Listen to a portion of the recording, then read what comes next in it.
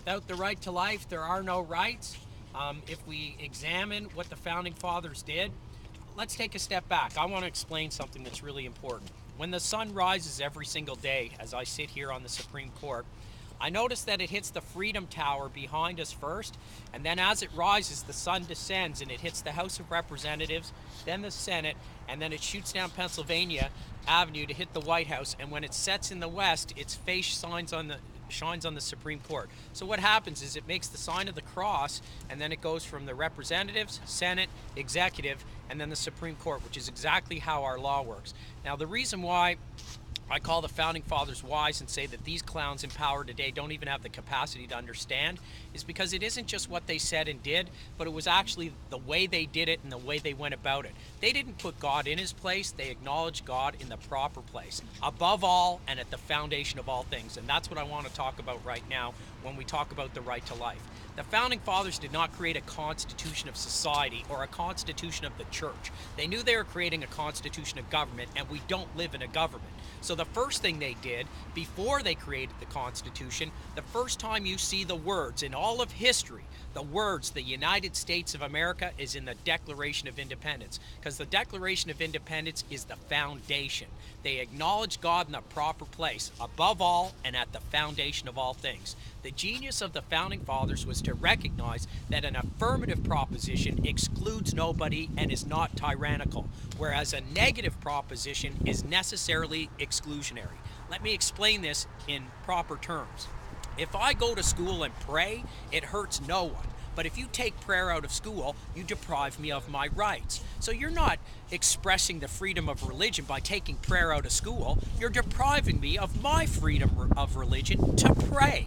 So an affirmative proposition is not exclusionary, but a negative one is. And that's why the Founding Fathers knew that when they said that the foundation of society, republic, and the church is our declarative axiom, the tie that binds us in the Declaration of Independence, which says that the Creator endowed us with our rights, that they are self-evident, which means we don't lawyer up, we don't argue about them, and we don't need to prove them. We accept them as self-evident, axiomatic. And when they said they're inalienable, that I can't take them from them and make them alien to you because your identity would change when God called you from your mother's womb, your rights were a part of who you are. There is no human dignity unless you have your rights. Your identity changes if I take your rights from you. And so the Founding Fathers knew that even if you didn't believe in God, because it was a positive proposition, you would say amen to it. Because if God gives you your rights, as Michael would say, who is like God? Is Obama God? Is the Congress God? Is the Supreme Court God? Nobody is God, so they can't take your rights. If the state gives you your rights, the state can take them. And the genius was that any time a human being had cause to look back at the Declaration of Independence and be thankful for the source of their rights, they could start down that wonderful path to see the source of all light, all rights, and all good things, which is God. So whether you believe or don't believe, you're going to be down with the proposition that's positive in nature, that's inclusive rather than exclusive, that says God gives you your rights. That's the Declaration of Independence. That's our declarative axiom, the foundation of government, society, and the church, because we don't live in a government. That's the tie that binds us as a people. And so when you look at the issue of abortion, you have to understand it's not the exercise of a right, it's the destruction of a life. Without the right to life, there are no rights. And in the Declaration of Independence, it makes it clear. Amongst those rights endowed by our Creator, self-evident and inalienable, is the right to life, liberty, and the pursuit of happiness. I don't know what part of that language is ambiguous. I don't understand what part of that doesn't resonate. But that's fact. That's our country.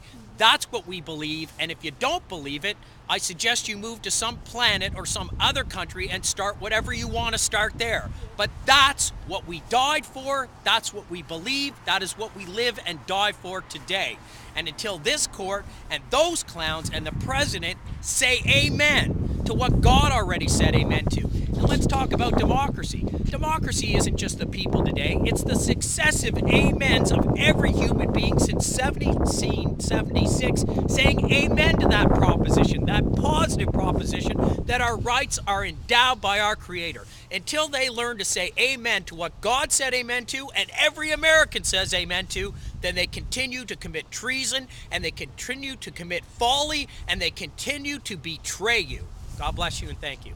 Okay, thank you. Could you point out those buildings you were just telling me about? Sure. If you look at the Capitol building, right there, up top is the Freedom Tower. Okay. So when the sun starts to rise, what happens is its rays first hit skyward, and so they hit the Freedom Tower first. And as the sun rises, the light descends straight down.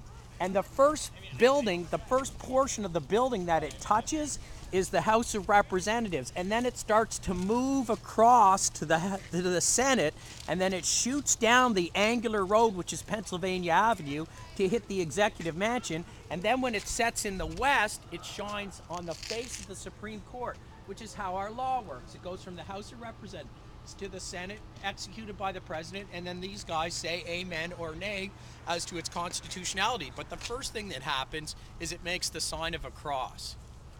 Thank you. Sure.